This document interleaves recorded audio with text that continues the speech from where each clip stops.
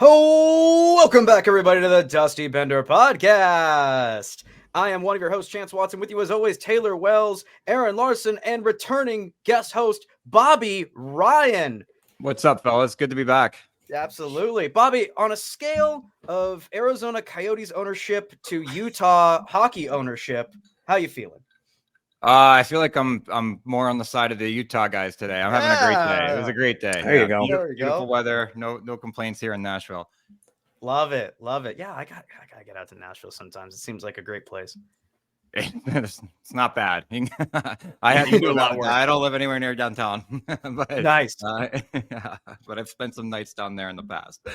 Love it. Well, let's get it right into it because we've got a lot to cover. For those who are unfamiliar, if you've been living under a rock, the playoffs are right around the kind of crazy that the end of the season and the start of the playoffs are what, 2 days? Quick one, yeah. Has it always been that way? I feel like it hasn't always been that way. No, they moved it up 2 days. It was supposed to start Monday. Oh, really? Yeah. The NHL bumped 4 days to Saturday. Yeah, you got to start on a Saturday if you can. Bobby, do the players prefer that, like just the quick turnaround? You think? Roll. Yeah. They just want to roll. Yeah. You get that couple days of practice, which can go a long way if you're doing kind of installs and different things to prepare for an opponent. But at the same time, guys are like, no, we've done this 82 times. Our systems are here. Let's just go play and see who's best. Gotcha. Love it. I like that. Love it. All right. Before we get into it, it would be awkward if we didn't talk about it. We kind of hit on it in the last episode. As of today, the NHL Board of Owners have approved the Utah, not expansion team, the relocation of the Arizona Coyotes going to Utah.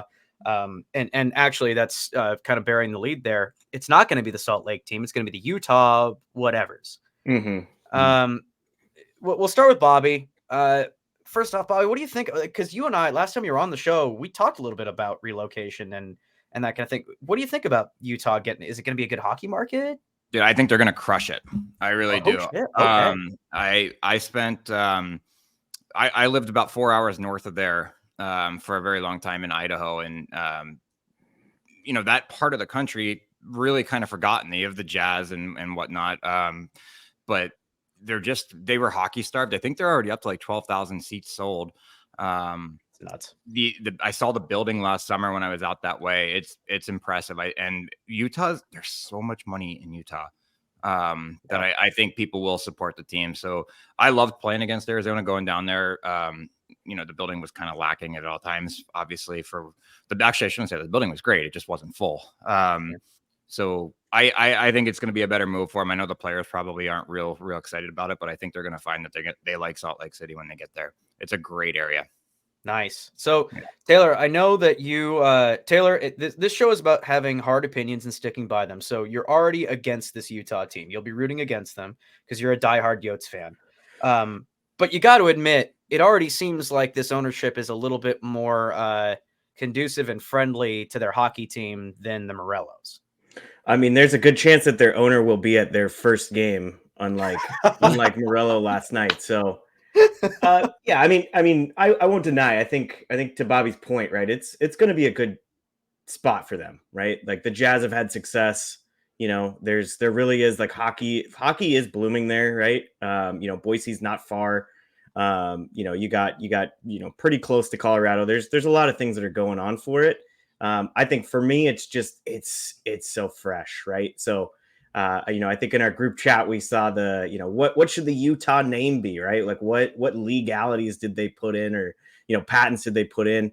That shit's too fresh. Right. So it's like pulling off a Band-Aid for folks who, we lived there for 6 years, right. And just watched a ton of Phoenix games. So, I think that's really the only reason that I have, a little bit of animosity towards them. And I definitely don't think that Morello should ever have a team again. So I think there's just a lot of negativity that goes around, and unfortunately, Coyotes fans are kind of getting the brunt of it. Very unfortunate. For those who are unfamiliar, like I think the joke was initially that they had to fish it out of the trash, but it wasn't. Like when was it Gila Arena? Is that what it's called? Gila? Yeah. So when Gila closed, the story goes that apparently when they kicked him out, Doan's retirement banner was just tucked away in storage, collecting dust.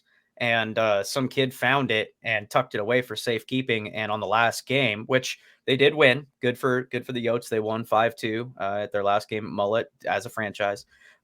It was passed off to Shane, and while that is a heart-touching story, it also just goes to show, like, come on, this organization is just, it seems like, been flying by the seat of their pants for the entire time that they've owned the team. Yeah, it's crazy. I've heard horror stories about guys wondering if the buses were going to show up at certain times over the years and things like that. Like, I don't know. And like, you hear everything and you take it with a grain of salt, but I just heard it was so bad down there that they were just an afterthought for the ownership. And that's a shame. That is just, it's so rough. And it is a good thing that maybe that group, because it is, I think we can all agree that that's a good core group that has finally been assembled. Like, there's some talent on that squad, right? Yeah. Yeah, so, I think so. Taylor, you agree? Oh yeah, I mean, you finally have a second punch to the Schmaltz and Kellers, right? I mean, we're seeing what Cooley and Gunther can do. They actually have some tendies that, through not necessarily the best defense ever, we're able to put up some numbers, right?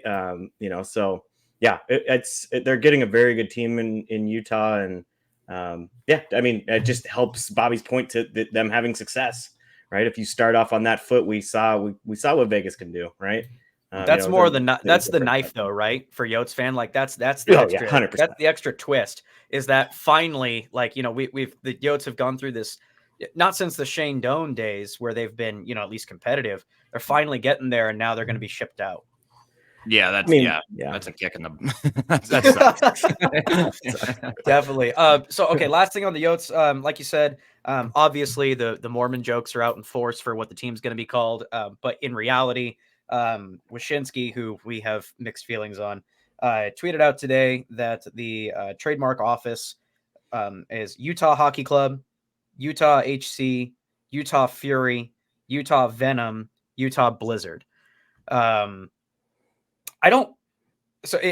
First off, I will say, I don't like, if they go like Utah Hockey Club next year, that's a year of marketing and branding that you're completely missing out on, and it makes it difficult to, like, get emotionally invested in the club. So I really hope they don't do that. As far as Blizzard, Venom, and Fury go, like, I guess it could be worse. It could be worse. I don't know. I actually kind of like the Blizzard, but I'm not in on Venom. I could do Fury or Blizzard, and then I'm drawing the line there. That's it. Those are my two. Put them in a hat, pick one, and move on. Right. Let's just go. Sure. Yeah. Taylor, what do you think? I'm with Bobby on that. I think Blizzard to me, I think Fury sounds like a soccer team. So obviously, so does HC. Yep. And then Venom's a Marvel character, right? Like, it's just, I don't know. That's not for me. I'm not saying the Blizzard is like the best option. I couldn't tell you what a better option is, but if those are the ones they're thinking on, Blizzard's fine, man. Yeah, they did hire a marketing firm to do branding for them. Like, okay. And this so is it just me? Like, Blizzard seems too close to the Avalanche to me. Like, I hear that, and it's like you're in the same geographic area, and you're kind of like in the same vein with your name. Like, so I'd be kind of surprised, but like, I mean, God, they have 23 picks in the next two drafts. No long-term contracts on there. Like, as an organization, Utah, like, you're not going to have a better starting position than what they're inheriting from Arizona in terms of like young players that are good draft picks, and like, no, your long-term contract, Clayton Keller, Nick Schmaltz, Lawson Krause, and like everyone else is like a UFA or on their entry level. Like, they just have a clean slate to work forward from, and like, it's like they're gonna like skyrocket in the next couple of years. I think. Like, yeah, I think because of the excitement around the team too, right? Like, getting a new not a new franchise, right? But inheriting something that is pretty damn close to the playoffs, right? I think we saw this year some progress from the Coyotes, so I think there's just excitement all around. To your point earlier, Chance. There's no way that the ownership group can be any fucking worse. So, we're looking at positives here. So yeah, sure. Well, and I mean, I think, does this make them, and Bobby, you can kind of attest back to, I mean, your days as a Sen, but like, I mean, there's been really highs of ownerships in the NHL. And there's been really lows of ownerships in the NHL. Like, I mean, everybody for a while, the butt end of the jokes for ownership was Eugene Melnyk in Ottawa. So, I mean, that's what you're kind of contending with in terms of bad ownership. Does that permeate down? Like, do you guys no? Okay. No, not even a little bit, truthfully. Okay. We hear about it and we're like, who cares? Like, what are we going to do about it? The guy's still signing our checks, so we're not going to bitch about him. Like, sure. Yeah, no, That's it really doesn't.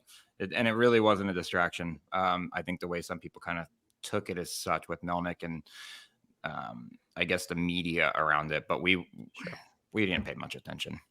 Sure. Well, that's good. At least it doesn't affect anybody. That's exactly. Yeah. I could take that thought process into my actual job. Like something happens upstairs and I'm like, you're a fucking idiot, dude, you know? So good on you boys. Like oh, that's great. Hockey players. I just work here. I just That's what I say around the house too. I'm like, I just work here. I just work here. I love it. I love it. All right. Well, without further ado, I think you boys got anything else on the Yotes and the soon to be named Utah team? Nope. For me. I'm getting ready to write my picks down so I can come back on the show after round one. Let's do it. Let's do it.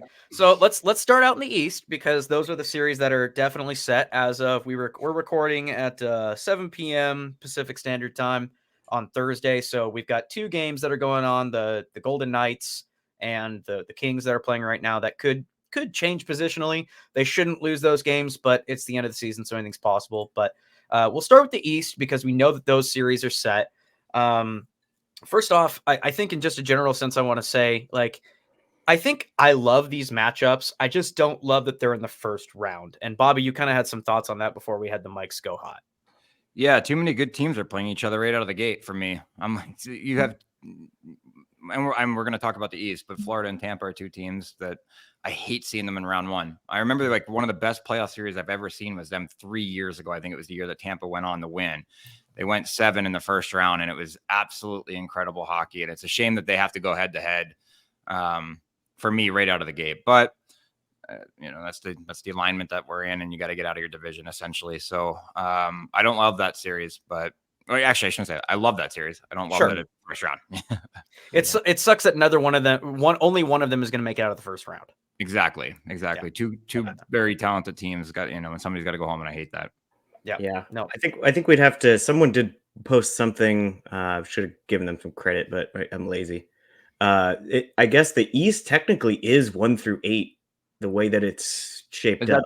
Is that how it fell? Actually, yeah. I believe so. Someone can fact check me on that, but I believe that's how the East fell. I don't saw something on that too. Yeah. So. Yeah, but I'm totally with you. Like, that series is going to be unreal, but realistically, those two teams, especially based on that, could be a conference final. It could be a conference final as well, right? So yeah, that's the way she goes. It is 1 through 8 by the conference in the East. So even if we had 1 through 8 in the East, we would have the same matchup. So just so then that goes into, like, do we implement a 3-2-1 system? And I feel like all of us could debate that topic for like an hour. But in any case, so without me going down a rabbit hole on how I hate the loser point, let's talk about Tampa and Florida. Bobby brought it up. Thanks. Shout out to Aaron here for putting together some stats. Florida 52, 24, and 6 with 110 points. Tampa 45, 29, and 8 with 98 points. It's not necessarily a secret who's the favorite in this. Florida's got a plus 68 goal differential. Tampa's got a plus 23. I think the big stark contrast here, looking at it, team save percentage 0.918 for Florida. Tampa's got a 0.896. That's 27th in the league compared to the second best in the NHL with Florida. I think the first thing that I'll start us off here and kick it over to Bobby. I think the best thing with this series is probably to start with the goaltending out, because you've got one obviously elite tender. I've sat down with John Cooper, and they're very much in agreement that Fazzy's the best goalie in the world, or has been for quite a while. Whereas Bobrovsky, while he's been inconsistent, has been showing that he's absolutely killing it. And this could be has the makings for. Do you think could be a low scoring series? Oh, no. Oh, okay. All right. No, All right. no matter how good those two goalies are, like firepower on the ice with those two teams. There you go. It's ridiculous, man. Like those guys, like the Florida to me is so deep. But Tampa's proven obviously that they've been the top of the class for the last 5 years, give or take. They still got some older guys with young legs. Stammer's had a quietly good year that kind of people just forgot about this year. I like the way that they kind of survived without Vasilevsky for a long time and then just kind of flew under the radar. I don't want to say limped in because I think they played good enough hockey to be there, but they're just a team that knows that they can flip a switch. So I think the offense in the series is going to be incredible, even with the goaltending being as good as it is on both sides. I think we're going to see a lot of special teams play a big role in this series. This is where your penalty kill has got to come up big because both power plays can go. So no, I don't think I veered towards more of a higher end offensive series. And okay. I guess I didn't want to do it, but I'm taking Florida in 7. I think it's going to go the distance. Ooh, I'm going all the way. Yeah. I like Florida, that. I had a tough time with this one. I was sitting down reading like all the stats today and I was like, I don't know.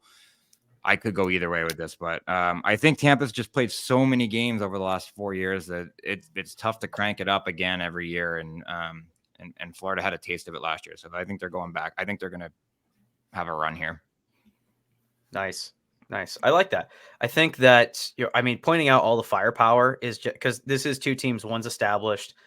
Florida, is a year away from going almost all the way. Both these teams have shown that they've got what it takes to go the distance. It seems. I think, you were mentioning like scoring power. Probably one of my X factors for Tampa. Their deadline acquisition, Anthony Duclair. Like the guy's been killing it since he got there. Yeah, he's a player, man. I played with him for a little bit, and skill level off the charts. He does it at a good pace too. So like he just needed the right fit, and I think he was looking for that for a few years. I mean, obviously more than a few years. He bounced around a ton until he kind of came on the scene in Ottawa, and then got a little more solidified and signed a couple longer term deals, but or at least the one in Florida. But yeah, if he's surrounded by the right guys that can get him the puck into some areas, he could be a big X factor in the series. Sure. Taylor, tell me a little bit about the defense on these teams.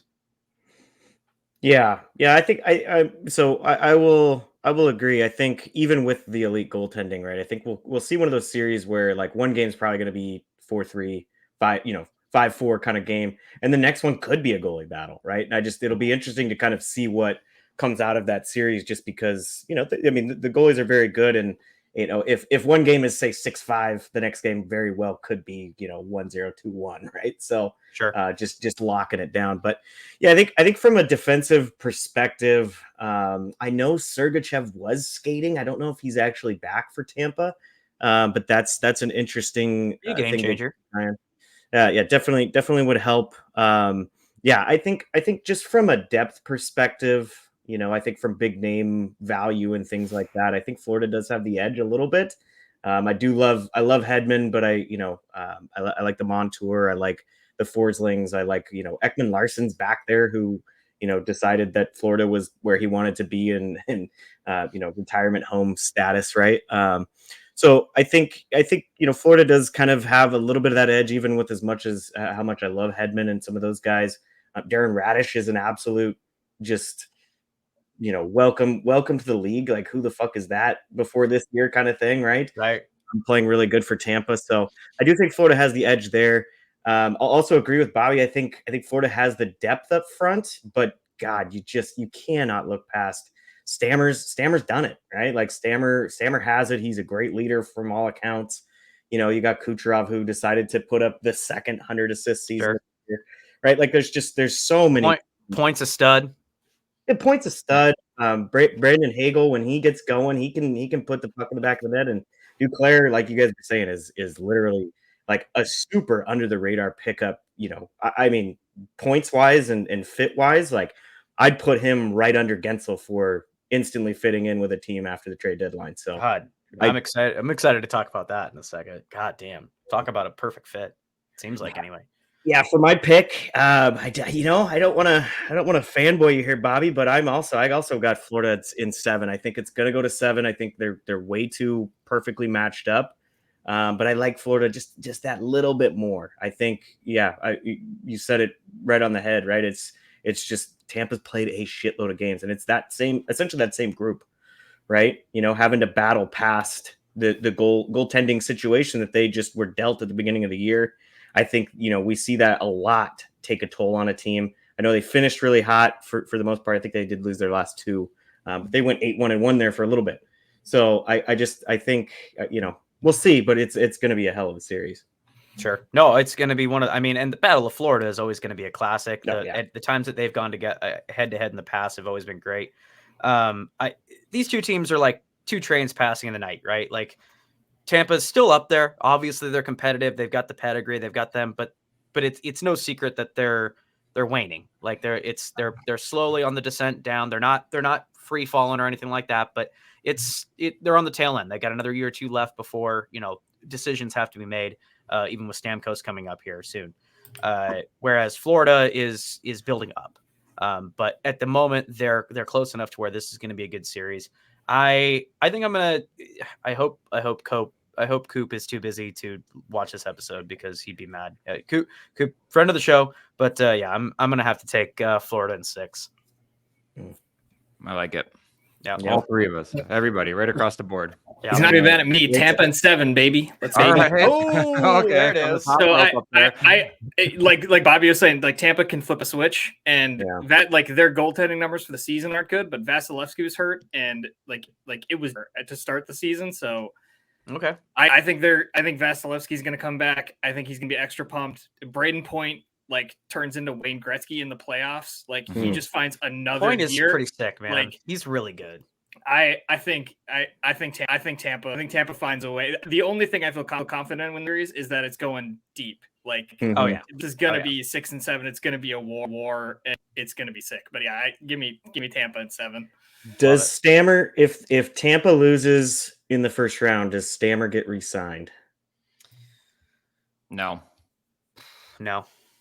Okay. I don't. In fact, even if they win, I don't think Stammer stays. I don't think he stays either at all. Oh shit! All right.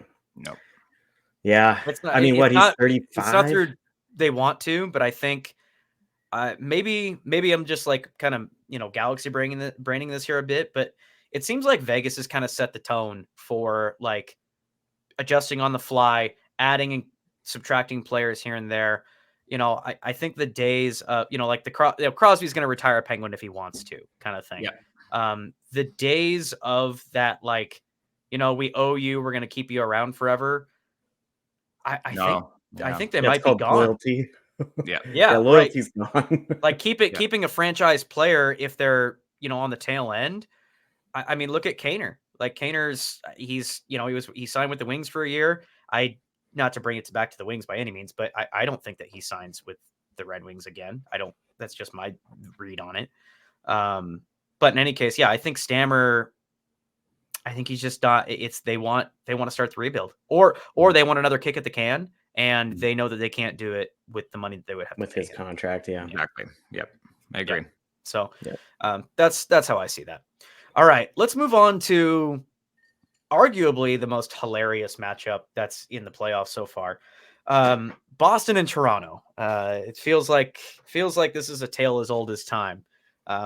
Only time will tell, though, if it ends the way it has for 50 years now, I think was the last time that Toronto beat Boston in a playoff series. So stupid.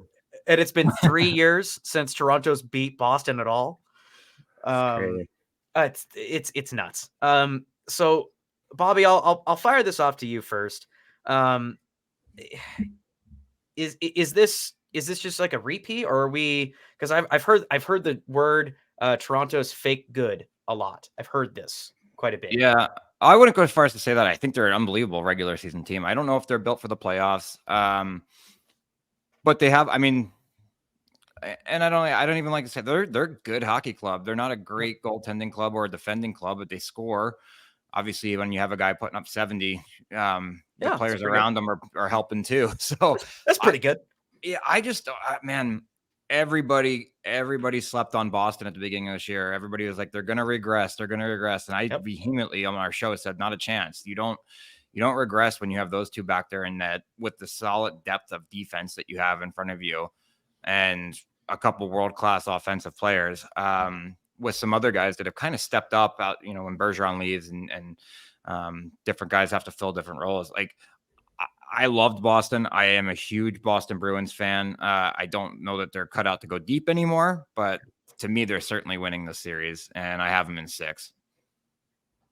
I like that. Yeah. Yeah. Like until Toronto wins, and we're going to talk about another team here in a couple minutes, but I just can't buy in yet.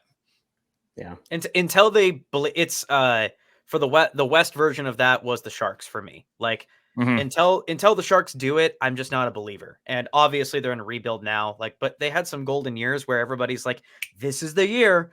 And I was like, nah, until that they can take that next step. I just don't believe in the Sharks. And I feel this way about Toronto. Bobby you made awesome points. And this is a team that outscores its problems. And on certain nights that works. Sometimes you can have a weak defense and give up some coverage and outscore, that fuck up that you had in the defensive zone. In the playoffs, not so much. And I just don't. I think that Boston is a much more well-rounded team, as you mentioned. Arguably, God, it would even be hard to say arguably. Like they might have the best goaltending duo in the league. Like if not the best, then at least top 3. And it's tough to get around that. And yeah, you lose, some stuff with Bergeron leaving, and Krejci is a good depth center for sure. But it seems like Zacha is fine. He's doing the job. That's really all you need especially when you're centering between, Marchand and Pasta. Exactly. So yeah, I'm with you on this. I think it's just Toronto. Toronto hasn't changed much. Like, all they do is change out some depth players and see if that's like, oh, Spezza and Simmons didn't work out. Let's bring in 2 other equally Revo okay guys. Yeah, exactly. And let's see if that works. Let's roll the dice again. And I actually even saw a report that Matt Murray is still playing hockey and is You're kidding. Not only is he playing hockey, but he's like, getting a stint in with the Marlies, I think. So God, can you imagine seeing Matt Murray in a playoff series with Toronto? I sure can. God, with that, yeah, it'll happen.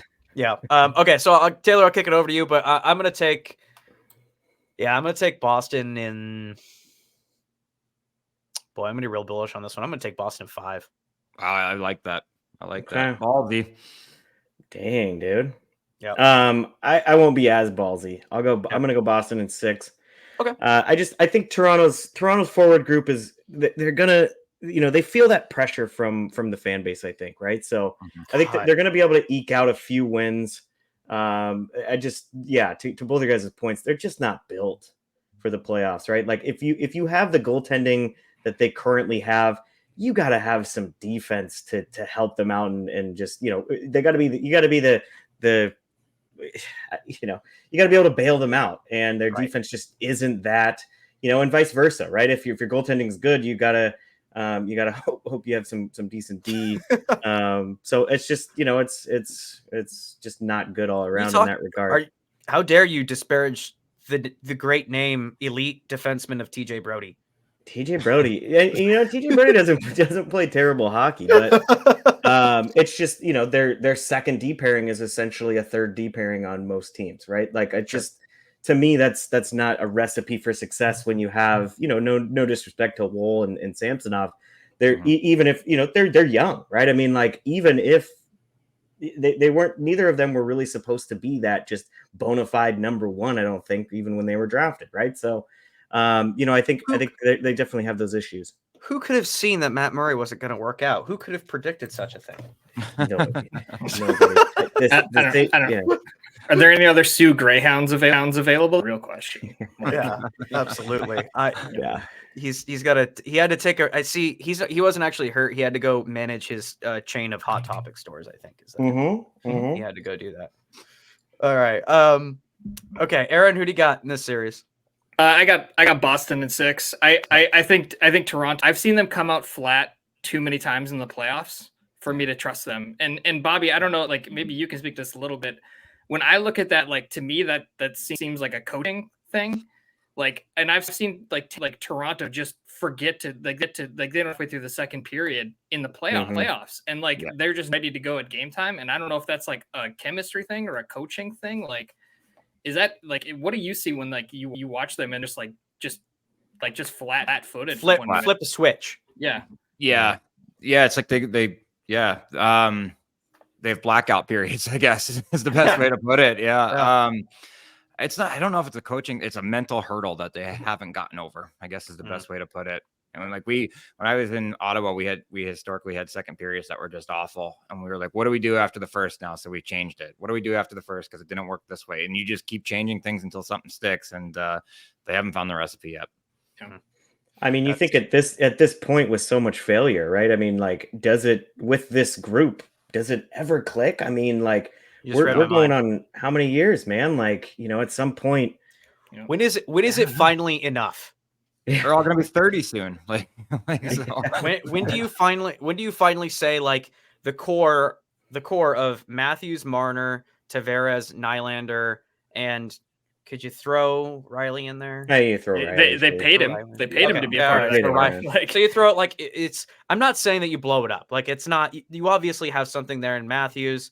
Nylander has been a stud. Marner has flashes. It's just like maybe it's like I don't know. Do you do like maybe like a hockey trade where you trade like a Marner to somebody that is equal in Marner and just like see if you need to change the pieces up a bit?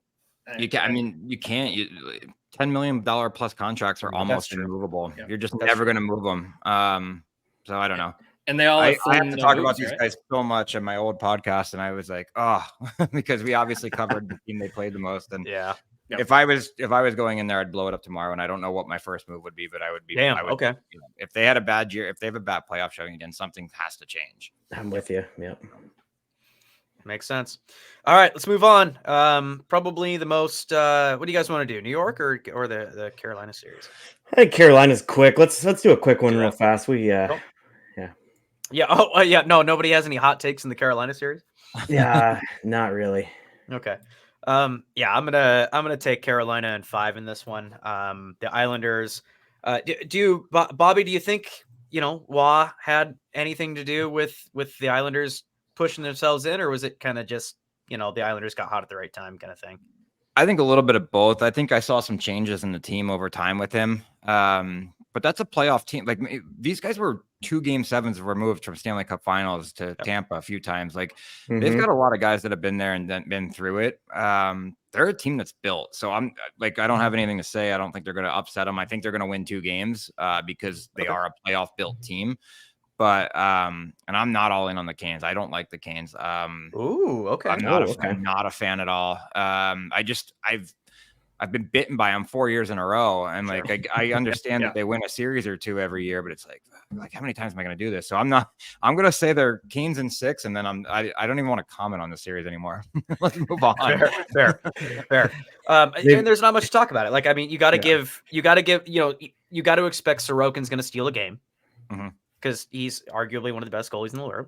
Yeah, and then that's about it. Like, I mean, the Carolina Hurricanes on paper are an incredibly deep team. Looking at their defense, I'll kick that over to Taylor again. But like, I mean, their defense is just stupid. Yeah, Canes are cheap. I think, we've brought it up before. I think all the Canes really needed to do was add a little bit of offensive firepower to this team, and they just went out and got one of the best. Left wingers on the market. Obviously, sitting next to Crosby definitely helps your points and things like that, right? But I will, jump back to Islanders a little bit. I think you're right. I think Sorokin's going to steal a game. I think Patty Waugh steals a game. I think players want to play for Patty Waugh, and Patty Waugh has success. I know it's just at the junior level, but Mem Cup, He's definitely, he seems like one of those guys, and since his first stint in the NHL has kind of tweaked something, right, to where guys want to play for him. He's kind of more of a strategic. I won't say, well, I'll say torts, right? Like players do want to play for him in the right situation. You think he's moved more toward being a player's coach, like kind of so best example is like when we talked with Coop, like bringing up like Rod Brindamore, like he's a player's coach, you know what I mean? Mm-hmm. So yeah, do you think he's kind of like tailored himself to maybe be that a little more, being more approachable? Yeah, I think probably that. Obviously, I don't know. I don't know what goes on in the locker room, right? Sure. He could still be chucking a case of Gatorades around the room for all I know, right? Like I don't know what it looks like, but at the same time, clearly, and I think following a lot of Islanders fans and stuff like that over the last since he came in, I mean, fuck, he bag skated the shit out of him like his first or second practice. Yeah. Right. Like he basically walked in and was like, this team has terrible habits. We need to, they've been eating fucking lobster dinners before practice and shit or something, right? Something's going on. We need to just get it out of the system. So I think he's got the room's ear. I just don't think it's enough to beat Carolina. No. Carolina's D is stupid. I mean, you got guys on there like Brett Pesce and Shea that most people don't even know, and they're very good defensemen. Hey, you've got when Orlov's like on your third pairing, you're like, crazy. Oh, okay, we're doing all right. Yeah, you're just like D'Angelo. Welcome to Carolina, D'Angelo. You're gonna literally sit in the press box, or you're gonna play 5 minutes a night. Like that's how deep their defense is. It's nuts. So yeah, I think Carolina takes it. I'll also take 6. I think the Islanders take a couple. It's definitely not going to 7. I don't think I think it's between 5 and 6. So cool. All right, Aaron. Hurricanes in 5. I think Sorokin steals a game. I will say though, I think Noah Dobson is going to open some eyes. I think he's not as well. Like he's had a great year for the Islanders. I think he's gonna have some standout play. I think Barzal is gonna have like some good moments, but Carolina is just there's too much. There's too much there for them. Yeah. Too much. Wear them out. Yep. All right. Last series in the East, we've got a pretty classic matchup here. The Rangers versus Washington. I think I did see a stat here. Washington, historically the worst team to ever make the playoffs, or at least in the cap era or something like that. I think I saw a stat, something along those lines. Beating out my Red Wings. Mm-hmm. And that's okay. The Red Wings did not deserve. I cheered a little bit. I'm not going to lie to you. Red Wings didn't deserve to make the playoffs either. That's not what I was saying. But it's it was like a 4-way shot at who doesn't want to make the playoffs. Right. Who trips backwards into the playoff spot, and it just happened to be Washington. I'll get my prediction, and then I'm gonna kick it off to you guys. This is the only sweep that I've got. I've got Rangers in 4. Yeah. That's it. Huh? You got nothing to back it up. You're just saying Caps are bad. Like they're I don't even need to talk about the strengths of the Rangers. The Caps are bad. Fair. They're really bad.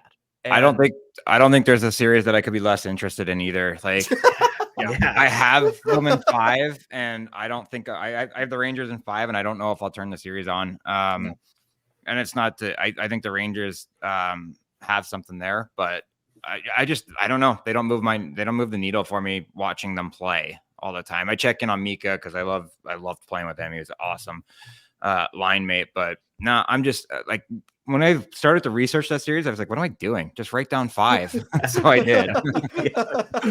That's great. It's true though. I mean, you want to think that there's you think Ovi can power him to 1, or or fuck, with how Lindgren's playing, holy shit, you think he can at least steal a game, and it's possible. But I think with a New York team that is out with something to prove, definitely rolling at the right time, it feels like, and if Shesterkin's not on his game, then it seems like Quick is more than up to the task. He's playing like he's 15 years younger, 10 years younger again. It's a good team. It's a really good team, and Washington is a bad team. Like it's not even like in a comparison, like, oh yeah, compared to the Rangers, they're a bad team. Like, no, the Capitals are a bad team. Like they have the worst goal differential of any team that's ever made the playoffs in the cap era. They're bad. Yep. Oh, it's terrible. Come on, Bobby. Like you're having a bad day, right? Like, some shit happens at the house and you're like, You know what? I need a good fucking laugh. You're not gonna turn this series on and be like, "Good God, this is fucking brutal." Maybe, I don't know. I tend to always right. have the playoffs on in the background, so just for the ratings. There you But go. Yeah, there yeah, you go. I just have zero interest in it because it's going to be such a quick series. Yeah, It is. It is. like there's individual players on the Capitals that like the Capitals might be unwatchable team that I've ever seen make the playoffs. Like there are bad teams who make the playoffs, and like there are fun teams that are fun. There can be bad teams that are fun to watch. The Capitals are a like sluggish, very plotting, like low event. It's just the most boring hockey to watch. It's like watching that game against Detroit was like just nails on a chalkboard. Yeah, it's not good. Mm-hmm. Maybe watching maybe Sonny Milano will bat one out of the air and that'll be exciting. Who knows? Yeah. I mean, who's gonna pass it to him though? He doesn't have the shit player that is Trevor Zegras. There's no Zegras is terrible. He's awful. Yeah, Zegras is garbage. Nobody's going Capitals with a sweep, right? We're not going Columbus, Tampa from 2-3 years ago. Okay. For my own sanity, if nothing else, like I don't want to watch this team play another round. Like, right, get them out of here. When I could watch the range of the Hurricanes or whatever, like, good God, man, like it's torture. Yeah, it's gonna be bad. It's not. I'm not. And so to wrap up the East, kind of like obviously there was some drama. The West has been kind of decided positioning wise. That's moving around, but the West has been decided for quite a while. As soon as St. Louis decided that they wanted to lose 2 to San Jose, that was pretty much their swan song. But in the East, it was right up down to the wire for the Capitals to finally get in, and kind of ended under very weird circumstances. Historic, Torts pulling his goalie, thinking that he needs a regulation win, when in reality it didn't matter. Basically putting a nail in Detroit and Pittsburgh's coffin on that, and the Capitals just kind of again falling backwards into a playoff spot. Is Bobby, from just looking at, like, I know we're talking about like the 1 through 8 stuff, but even it just begs the question again of like the loser point. Like, does this system actually put in the best teams, or is this more of like kind of just like rewarding playing a little longer and losing? Just getting to the overtime frame for 1 point. Yes and no. I think historically, when you look at the last however many years it's been effective, this is kind of an outlier, right? The way that it all worked out. Boring teams that find a way, like the year that we went deep in Ottawa, we were a boring team that found a way to get into a lot of games, and then we had a great run. But I don't dislike the system. I would love to see shootouts go away, and I love the skill component of a shootout, but I would like to see longer periods. Like I want to see longer overtime frames. I want to see a game end correctly, right? Sure. And then I don't know, the loser points. It's not gonna. I don't think it's going anywhere though. Yeah, Bobby, if Gary Bettman came up to you and said, Bobby, based on who you think of these like bubble teams should have made the playoffs, like deserving wise, of those, who do you think should have made it? Detroit. Okay. Yeah. To me, it was Detroit. They played hard down the stretch and won the games. And meanwhile, Washington kind of backdoors their way in, right? It's just like I was following it the last 3-4 games, and I was pulling for them because I obviously had some ties there. But yeah, to me, Detroit should have found they should have been in. But it's just I'd still be saying New York Rangers in 5, and we're still talking about it. So, right. Like, it's a damn shame that they had those 2 games against the Canadiens. Absolute fucking barn burners. And they went into that shootout in the 82nd game, and we're just like, I think it was Larkin was like, we already knew. Yeah, Kaner put it away, and he just kind of skated back to the bench. He didn't really do anything. That's terrible. Yeah. What do you think? Last quick hit on that, Bobby. What do you think Kane does? Oh man, I wouldn't even be. I have no clue. I think he showed enough people that he's healthy to contribute. So I think he'll have a little bit more of an option this year. Do you think he cares? Because he's got the pedigree, he's got the cups. Like, it's not. Do you think he wants to chase one more? Or does he care more about playing with his buddy Alex? I would like to think that Kaner would probably want to chase one more. Okay. but I don't know him well enough. I mean, Sure. we've obviously played together in some areas, but and some different things, but I don't know him well enough to comment really. I don't know Sure. what he would. I have no clue. I think he wants to continue to climb the ranks in the points. Oh, okay. Himself. Gotcha. I do think that. Well, Detroit could be it, technically speaking. True. DeBrincat's got a history of catching him and sending him passes. So Very true. very true. All right, Taylor, why don't you do you want to pay some bills real quick? Yeah, we can do that. All right. All right, boys. Tell me a little about where I would lose all my money for this playoffs. Yeah, if you don't want to, if you want somewhere to put money down and have Carolina just fail you again like Bobby, go to DraftKings Sportsbook. We know hockey games move fast, but with DraftKings Sportsbook, an official sports betting partner of the NHL, you can score faster than anything happening on the ice. This week, new customers can bet just $5 and get $200 instantly in bonus bets. Download the DraftKings Sportsbook app with code THPN as in the Hockey Podcast Network. New customers bet just $5 on the NHL and get $200 instantly in bonus bets. Only on DraftKings Sportsbook with code THPN. The crown is yours. Gambling problem? Call 1-800-GAMBLER. Visit www.1800gambler.net. In New York, call 877-8-HOPENY or text HOPENY 467-369. In Connecticut, help is available for problem gambling. Call 888-789-7777 or visit ccpg.org. Please play responsibly. On behalf of Boot Hill Casino and Resort in Kansas, 21 plus age varies by jurisdiction, void in Ontario. Bonus bets expire 168 hours after issuance. See dkng.com/hockey for eligibility and deposit restrictions, terms, and responsible gaming resources. NHL and the NHL Shield are registered trademarks of the National Hockey League. Copyright NHL 2024, all rights reserved. All right. Love it. Love it. You're getting better and better at that ad. Dude, I swear to God, I'm having fucking bad dreams about it, man. Like it just shows up in like just some dude in like a top hat and a suit's like just rolling it. Just going off of it. Exactly, dude. I love it. I love it. All right. Let's jump on over to the West. And let's start with the one series that I looked at the standings. I don't know how it's set in stone, but everybody online is saying that it is. So I'm gonna because Twitter never lies. So we're gonna go with we're gonna go with Vancouver versus Nashville here. Vancouver 50, 22, and 9, 109 points. Nashville 47, 30, and 5, 99 points. Plus 58 goal differential for the Canucks. 21 for the Nashville Predators. Save percentage 0.909 for Canucks, 0.907 for the Preds. I think the West is going to be really close, man. Mm-hmm. Like the West is going to be super close, even in these wild card matchups. I'm very excited to see what can happen. And looking at that, so Vancouver is that team that nobody saw. Not nobody. I'm sure that there's some people in Vancouver that are sitting there going, "We told you all along." But in reality, like most people, Taylor and I definitely had Vancouver not making the playoffs or just like in the bubble. Mm-hmm. Before the season, by the end of last season, it looked like they were on a downhill slope. Didn't look good, and now they've absolutely turned it around. They're a totally looking different team. Not as hot in the tail end as they were at the beginning, but still good enough to put up 109 points. Solid team. Going up against maybe one of the hottest teams down the stretch. Is that? Oh yeah. Is that too far to say? Okay. All right. Yeah. So definitely probably one of the hottest teams down the stretch. I think that long stretch record was 17-0-2 or something something like that. It was right ridiculous. Around ridiculous. Yeah.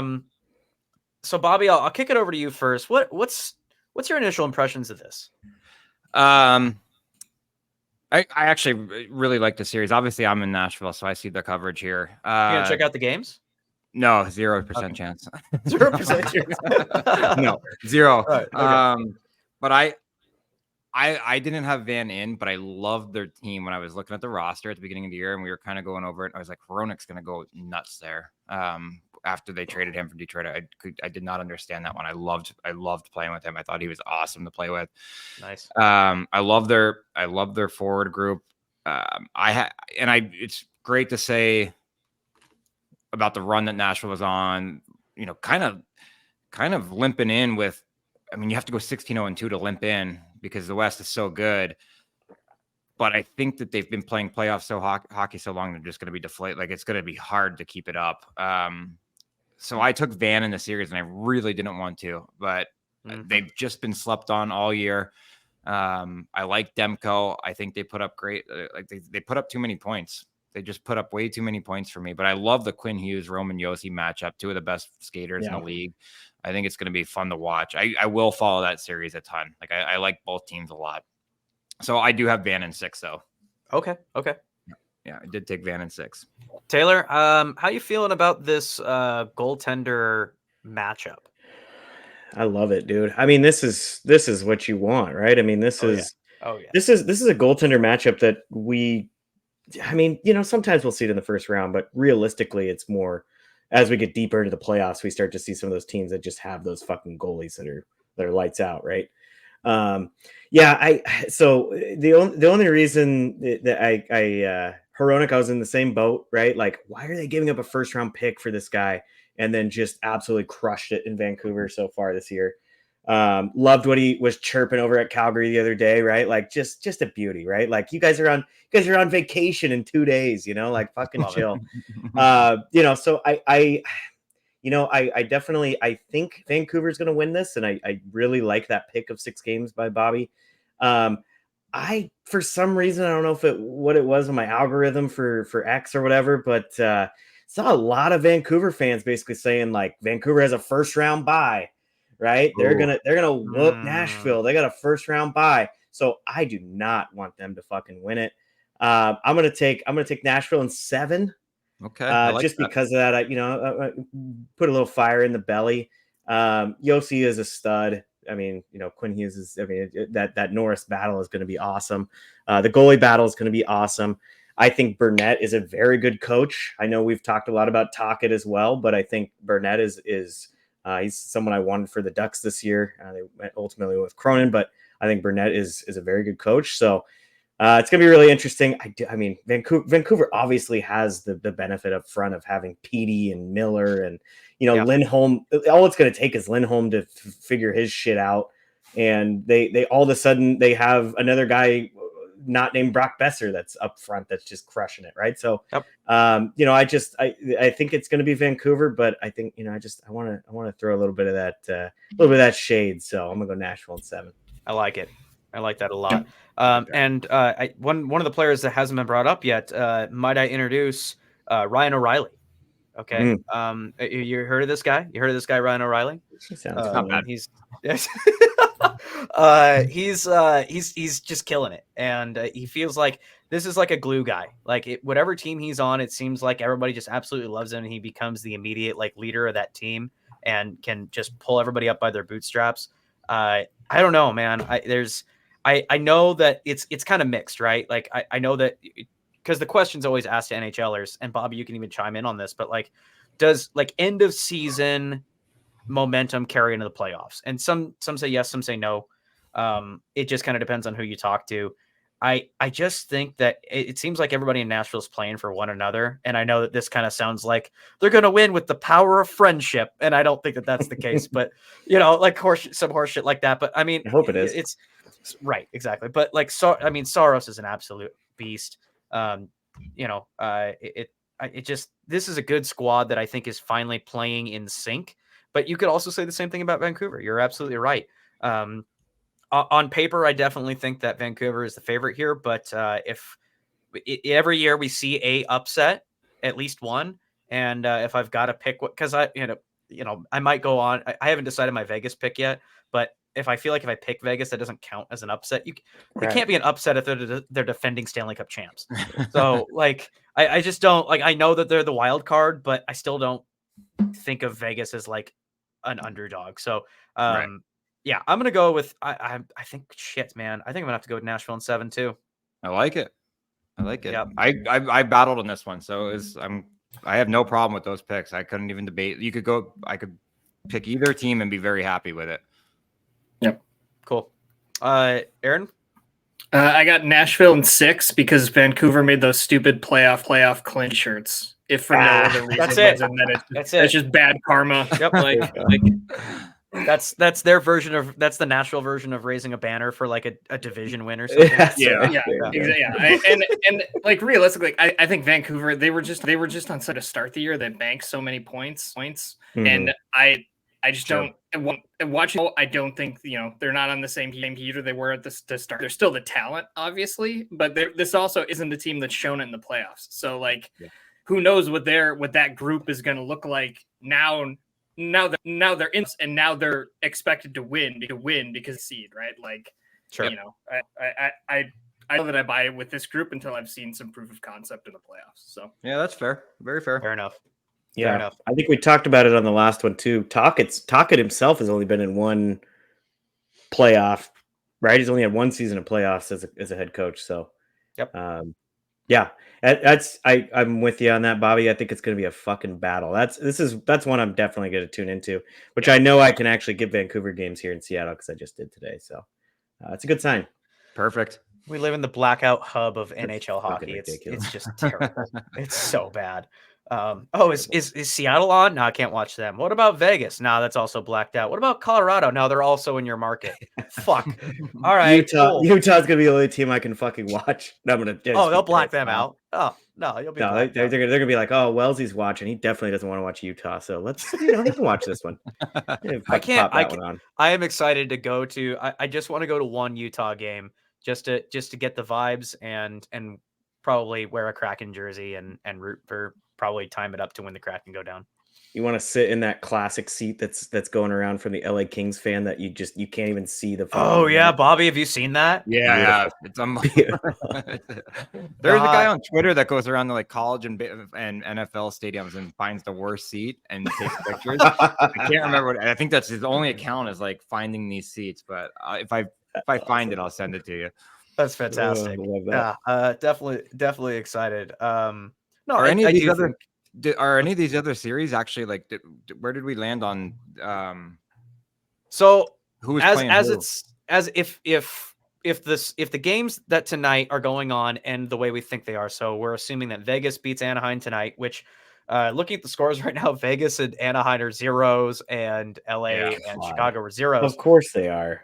Of course they are. Yeah. So very much. LA is out shooting them 11-2 though. So well, there is that. Yeah. And 13-5 for Vegas over Ducks. So. Chicago's story season of losing 6-1, but Bedard always scores. So yeah.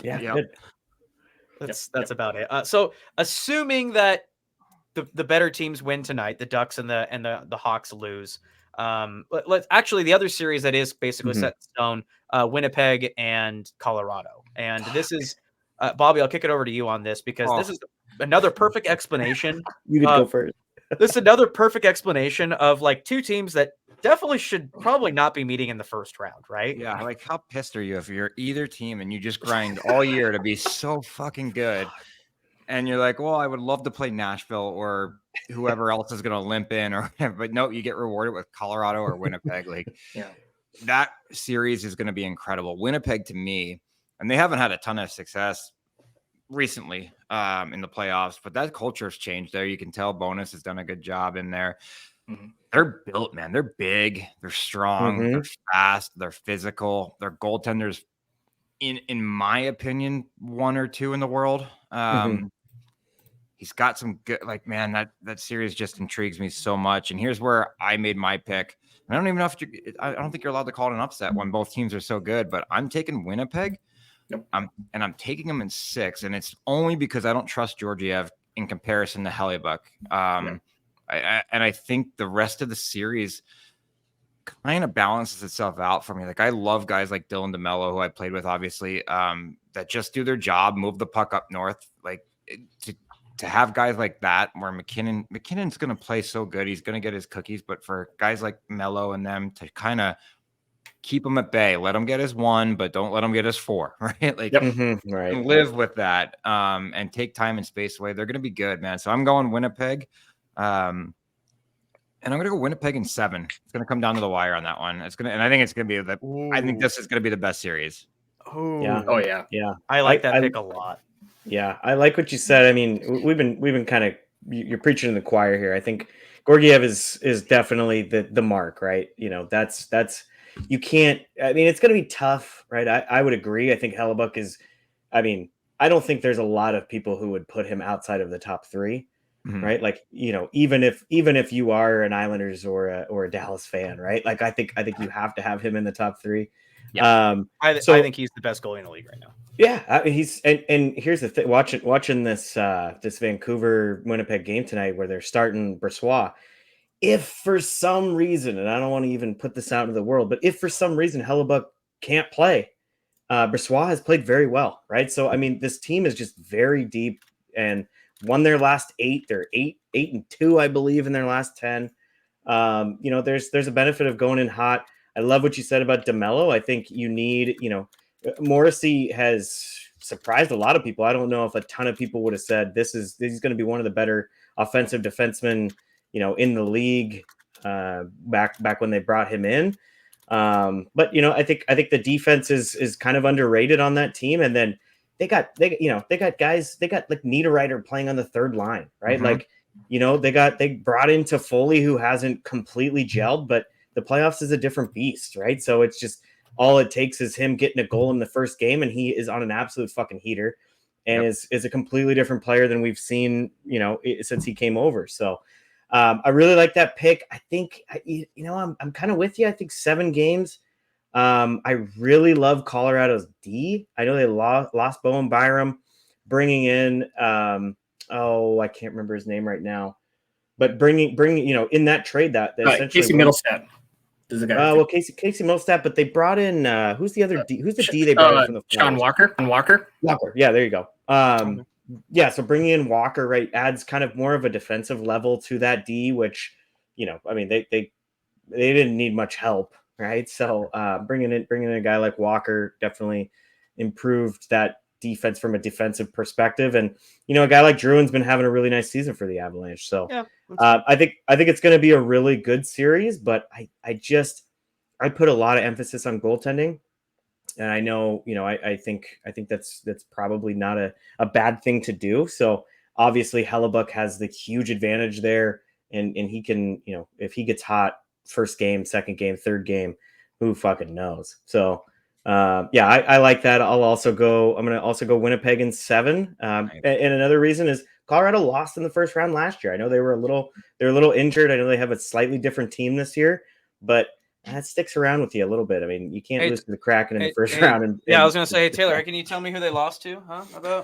We can't see it. Actually, we can probably see mine a little better. Yeah, there you go. Bobby, you see who I got on the back of the Winter Classic one? Oh, wait. Oh, Yamo. Great kid. Yeah, Yamo's beauty. We skated together with the War Horses. Him and his brother would play up and kick the shit out of us. Okay, you need to correct that. You skated against him, and he kicked the shit out of you, right? That's what I'm saying. Like, they were squirts and we were peewees. They played up with the peewees and they'd kick the shit out of us. There you go. They were really good. Like, it's amazing. Yeah. All right, Chance, who you got? You guys are making a lot of good points, and as Taylor knows, and Bobby's about to find out, I am a huge Kyle Connor stan. I think that guy is drastically underrated. I think he's one of the better players in the league, and you like redheads, man. He's just slept on. I mean, that's possible. You could look at my dating record. That's possible. Kyle is just an absolute beast. Adding Tyler Toffoli. They even brought in Monahan, who's been okay. He's adding depth to that team, because before the deadline, I'd be like, Winnipeg's good, but they're missing some depth. Adding Toffoli and Monahan definitely, gives them basically a second line. And it's great. Not to mention, I mean, their defense is, I think their defense is the biggest question mark to me. It's been getting the job done, but you don't necessarily need an elite defense when you have arguably the best goalie in the league. Mm-hmm. And once again, I think the big, if Hellebuck's having an off game, the chances of Winnipeg winning are small. That shows how important he is, but also, I don't want to say weakness, because I mean, Winnipeg has been playing pretty well. I don't know. I just don't have much to talk about with the Avs, because it's the Avs. I know that Taylor went over some good deadline acquisitions, but I feel like they were more just like depth pieces, not necessarily like it's the regular suspects when it comes to them. And once again, Joe Sakic has the audacity to think that he could just, get in with an average goaltender, which he did it once. So fine. I'm the idiot with egg on my face, but he's trying to do it again. And I just don't feel it. I guess I'm one of those old school guys that likes to build teams from the back out. And God, I hate to do it, but I gotta agree with you guys. I'm thinking Winnipeg in 6. 6-2. Wow, I love it. Yep, that's what I'm thinking. Aaron, what do you got? I got Jets in 7. I'm a huge Hellebuck. So Connor Hellebuck had 11 more goals saved expected than the second best goalie in the league. He had 33 goals saved above expected. The second place was Thatcher Demko with 22. He's getting Vezina, right? Oh, in a walk. Yeah. I would have him like 5th on my heart if I had a bet. He's been that good. Yeah, I like that. I would have the 4 forwards and Connor. Has a goalie ever won the Hart?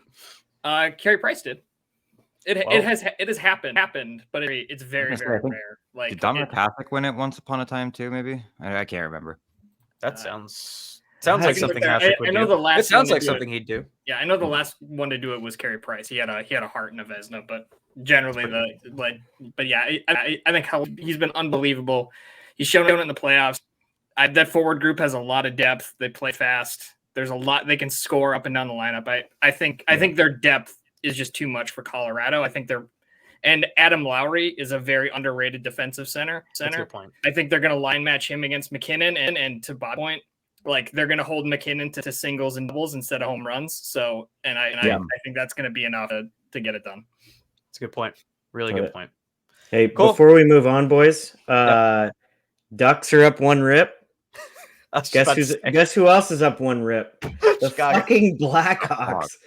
Jesus Christ! What the fuck are we doing? I'm hoping that Aaron. So let's go over what is set right now, and then we can do some hypotheticals if we need to get to that. So if everything remains as is, which looking like it might not, right now Vegas is destined to take on Edmonton, a rematch from last year in the second round. Edmonton's 49, 26 and 6, 104 points. Definitely rebounding after a abysmal start to the season. Quick coaching change gets them turned right around. Vegas is, has struggled recently, even after the trade deadline. It doesn't seem like.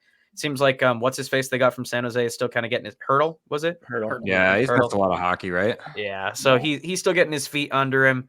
But Vegas go hard or go home kind of thing. So they went balls out and shot their shot at the deadline. And they're on paper. This is another team that's looking to make another cup run.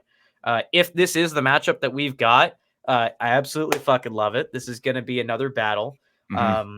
And I just love Vegas too much, man. Before Seattle was a thing, Vegas was my second team. I admired the buildup of the team. I admired how structured they were, how deep they were, even after so many years now. I mean, going on year 7, this team is still deep after even selling assets. The defense is, oh shit, we're about to lose Alec Martinez. Oh, let's just go get Noah Hannafin and sign him for $1 billion years. Not a problem. Yeah, the GM of Vegas is just looking around at everybody going like, why aren't you guys doing this? Like, why isn't everybody else do this? I don't get it. I understand that you guys are following some rule book that I apparently didn't get because I'm just gonna go out and get the best players and crazy concept. I'm gonna try to win the cup every year. How about that? I love it. How about that? Yeah.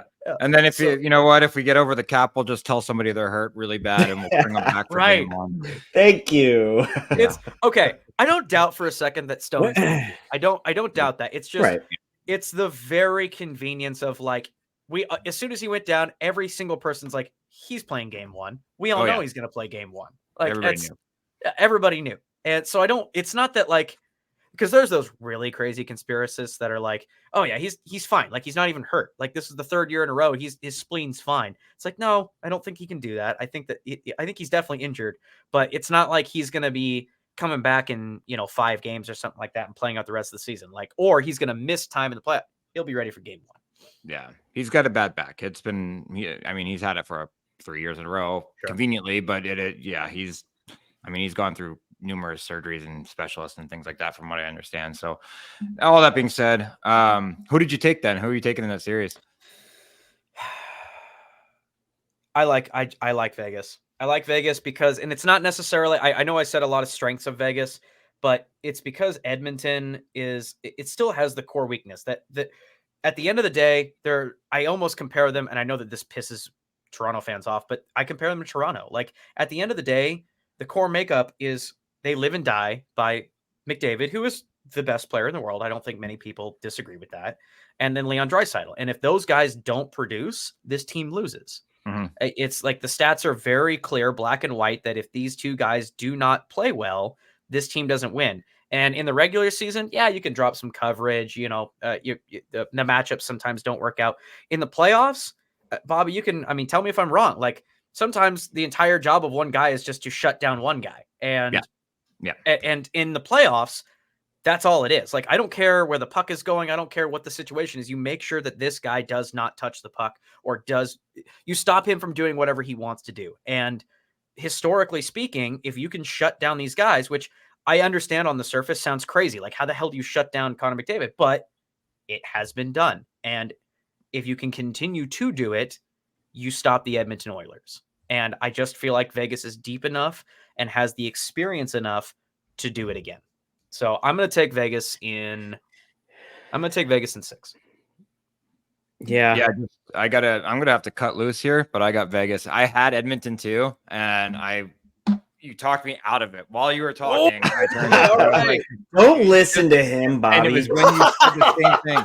It was actually when you said they remind me of Toronto because of the one weakness that they're very heavily dependent on 3 to 5 guys, right? And I throw Zach Hyman in there. I know he scored 50, and I know a lot of people talk about the way he scores his goals, but he scores his goals. Sure. And he's a guy that in the playoffs could be an X factor for them because that's where you clean up in front of the net in the playoffs and around that place. I thought maybe this was the year. I still don't love their D enough. I still don't love their goaltending enough to go in and beat the Stanley Cup champions. X factor Connor Brown. Okay. Scores the OT winner. Damn, dude, that's a paper cut right there. That's in triple overtime. Connor Brown scores. But I got Vegas in 6, and if you guys don't mind, I do have to cut out. But I have Dallas and LA, and I'm just gonna weigh in on this before I do because I got the early shift in the morning. Yeah, Dallas in 5. And that is my dark horse for the Stanley Cup champions. Ooh, I like it. Yeah, I like all it. In on the Dallas Stars this year. And I was hoping we covered them earlier. I was like, maybe we could cover them quickly. And I should have said something, but I am all in on the Dallas Stars. I think, and sorry to take you guys off your topic. No, you're good. Absolutely love the way Matt Duchene's bounced back. Yep. Tyler Seguin looks like a old self again. Jamie Benn's on your 3rd line, and that 3rd line's deep. Ottinger's unbelievable. Otter's a stud. Absolute stud. Yeah. So before I go, I was going to say Dallas in 5, and I want to come back after the first round so that we can go over this, and I can say Dallas in 5 again in the second round. Sounds good, man. Yeah, we'll definitely wait do for a series wrap every time. I love that. Yeah, they're going to be a wagon. Dallas is solid. I'm a huge Ottinger fan. Not necessarily as a Red Wings fan. I have to hate Jamie Benn. That's fair. That's fair. Yeah. If you like Larkin, you can't like Jamie Benn. So no, I think that's accurate. That's fair. That's fair. Yeah, right. So, but no, they are very good. And against LA, I've been dogging on LA all year. I mean, I'll kick it over to Taylor on that. Like PLD is, in my opinion, one of the most overrated players in the league. Yeah, Bobby. We'll get you out of here quick. I agree. I honestly, I know you don't like Carolina. I got Carolina and Dallas as my final. No way. So, that is my cup finals. Yeah. So I really like Dallas as well. So we'll have to, and hopefully LA doesn't just do something fucking stupid, and we're not, we're all sad about it. No, with the their goalie is Cam Talbot. You don't need to oh, worry it's about it. ridiculous. Or David Riddick, dude. Come on, Big save Dave, baby. big save, Dave. But I will be back, and thanks for letting me go off beat there for a second. I'll let you guys get back to it. Of course. Keep me in the loop. I will be back for the next one after the first round. Sounds good, buddy. All right, guys. Thanks for having me. Appreciate it. Yep. Talk to you soon, buddy. See you guys. All right, so back to it. What? So we were talking in Vegas. Vegas, Edmonton. Just wrap Vegas, Edmonton. Yeah. Yep. We'll wrap Vegas, Edmonton. For me, I just if this is it. If that's it, I mean, well, but both teams. Your duckies might just ruin everything. So real quick, so I can talk scenarios real quick. So if Vegas gets equal to or more points than LA tonight, the Stars will play the Kings. Mm-hmm. If Vegas loses in any fashion and the Kings win, then the Stars will play the Golden Knights. Which makes that pick a little trickier. I think Dallas doesn't match up as well against Vegas. So we could probably safely assume that Bobby will probably still pick Dallas in that because he's got them cup favorite, dark horse cups. Yeah. So yeah, and I would too, but I think it definitely makes it a tighter series. Yeah, I think. Oh, go ahead, Taylor. Yeah. Well, I was just going to say. I mean, I think you go back to the Edmonton Vegas series. They have some of the some of the areas that they were really lacking there in Edmonton. I think they have a better team this year than they've shown in any season with Connor McDavid. Right, Stuart Skinner hasn't been absolutely fucking lights out, but he's a much better goaltender than I think that they've had there in Edmonton for a little bit. And he's young, right? So we don't know what he's going to look like in the playoffs. He could absolutely shit the pool, or he could be a fucking stud. He could Aiden Hill that shit and walk them into the final, right? So I think goaltending wise, I think they're in a better situation than they were the last couple of years. I actually disagree. I think their defense is actually one of the better defenses that they've ever had with McDavid. Matthias Ekholm was a great pickup for them. I think Darnell Nurse is fitting more into that, realistically, a third defenseman on your team. That's where you want him. You're not paying him like a third defenseman, unfortunately, but that's where you want him. He is your third best defenseman on that team, and I think that's where he fits. And Bouchard is, sorry, Edmonton fans, you guys litter my timeline, and it's super fucking annoying. But Bouchard isn't anywhere close to the Yotes and the Quinn Hughes and the Cale Makars. I know he's put up the points. He's playing with the best player in the world, and you could say that about McKinnon too. But he's not on that caliber yet. But I do think that is one of the best defensive three that they've ever had there, and Cody Ceci is looking like a nice shutdown D with Bouchard. So I actually don't mind Edmonton's D, and then you got Zach Hyman. There's a guy there named Nugent Hopkins that I think he put up over 100 points last year, right? So he was up last year, yeah. Yeah, so they have those guys that not saying that they're gonna not saying that Nugent Hopkins is just gonna win this series alone. I think they're a little more built for playoff success than we've seen in the past, and some of that is I think Skinner's on a rookie contract, right? Like that shit kind of fucking helps. I'm gonna take Edmonton. As much as I fucking hate Edmonton fans, I like Edmonton's team. I just hate Vegas. I hate Vegas's fans and their team more. So sure, I get that, but that's dirty. I don't. Yeah, I'll go Edmonton in 7, and I'm not gonna watch. This is my series. I'm not gonna watch. I'm still gonna watch. I'm gonna watch Ovi just because I want to see Ovi play. So I'm not gonna follow Bobby's tutelage there. I'm gonna watch that series a little bit because I want to see what Ovi looks like, even if he's crawling down the ice. This is my series. I'm not watching. I don't care. I'd go take a shower after that pick. That's just dirty. It's dirty either way. If I picked Vegas, I would need to take 2 showers. So I mean, what's worse? Fair. You want to get stabbed with a knife or an ice pick? Okay, that's right. Aaron, who you got? This one's a coin flip for me. I could go either way. I really could go either way. It is really. Give me the Oilers in 7. Because I think like for as much as Zach Hyman is the best winger that Connor McDavid has ever had.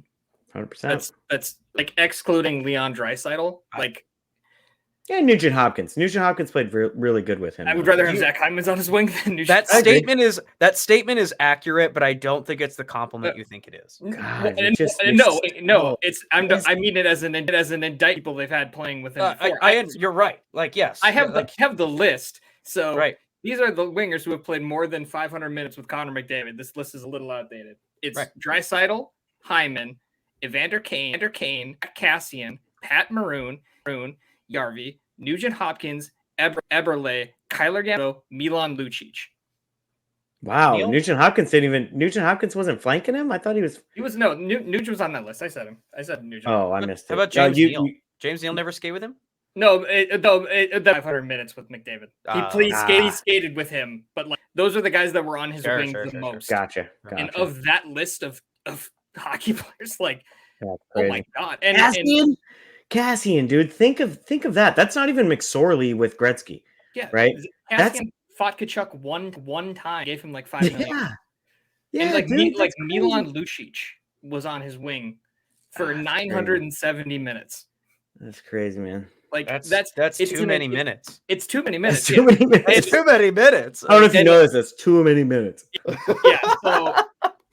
So like I think they finally have enough that they don't need to put Draisaitl and McDavid on the same line.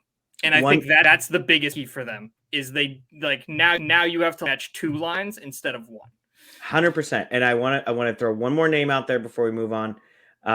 Adam fucking Henrique is meshing with this team very well. And he can be a difference maker, dude. I mean, I really like that move from them. I know Ducks retained 50% on his contract and definitely helped out in that situation. Is he their equipment manager? Who's that? Yeah, it's a water guy. Yeah, that sounds right. It's Bobby Boucher and Adam Henrique on the. That's fucking, right. Yeah, they're just squirting bottles close to Alaska, where they can get that high quality H2O. Hey, the Anchorage Aces were in the ECHL. Their play-by-play guy actually went to Edmonton. So I don't really, think all right. Yeah, that's a little fun fact for you. That is a fun fact right there. Mm-hmm. Still hate him. But... That's fair. Okay. All right. So you guys are a lot more optimistic on the Oilers than I am, and that's fine. People can be wrong. So, I think it's a 50-50. That's a 50-50. That's fair. I think I can agree with that. Yeah.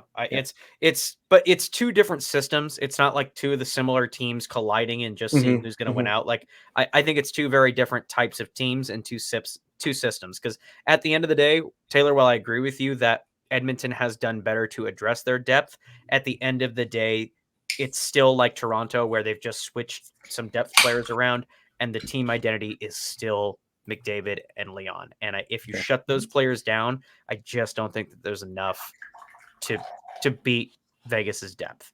So, but you know what? Connor McDavid, I mean, he dragged this team out of the. I mean, I'm sure you could dig up the episode if if somebody was so inclined, dig up the episode and find where Taylor and I were like, they're not making the fucking playoffs at this rate. Yeah. So, if there's anybody that can make the impossible possible, it's Connor McDavid and Leon Draisaitl. But that being said, history is an indicator of like, God, if you can just limit their damage, you can beat this team. And I think, and who better to do it than someone who's already done it? Vegas. So yeah, we need to bring that episode. Healthier than he was last year. We need to bring that episode up. He was on one leg. Yep. Yeah, that's true. We need to bring that episode up though, because I'm pretty sure I said don't count them out. Okay, all right. I'd be curious. We'd have to go back. But that's too much work. Yeah, someone else has free time. We got a producer that could probably go back. No, I mean Aaron ain't gonna do it either. Sure not.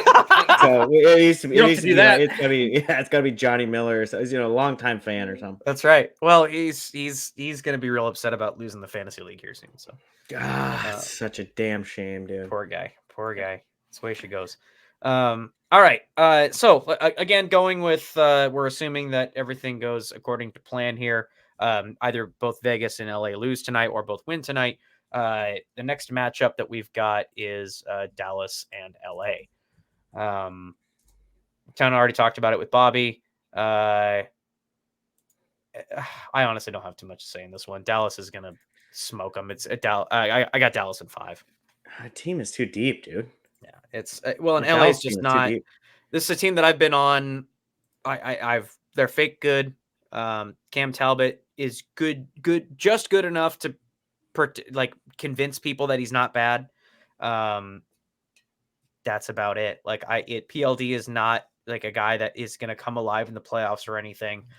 Dallas is made to win.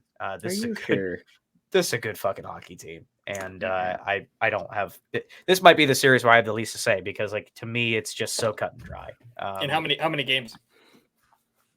I got Dallas in 5. I like 5, and you know that's what do we call that? The gentleman's sweep. The gentleman's sweep. Yeah. You have yet to pick a sweep yet. I picked one already. Yeah, you get one a year. There's always one a year. I almost went with the Caps just for fun because we were just dogging on them. You know, I mean they are bad. They're too bad. Columbus had a decent team that year against Tampa, right? They had Bob and Net. They brought in Dzingel and they brought in Duchesne. Right? They had a decent. They still had Werenski and Seth Jones. So total different setup.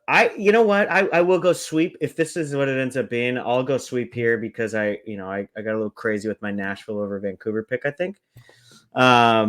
I love that. I think that could easily be Nashville in 7, but I think Vancouver's a little more built.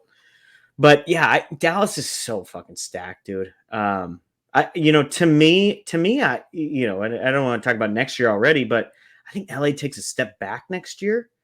This team is such a. It's just.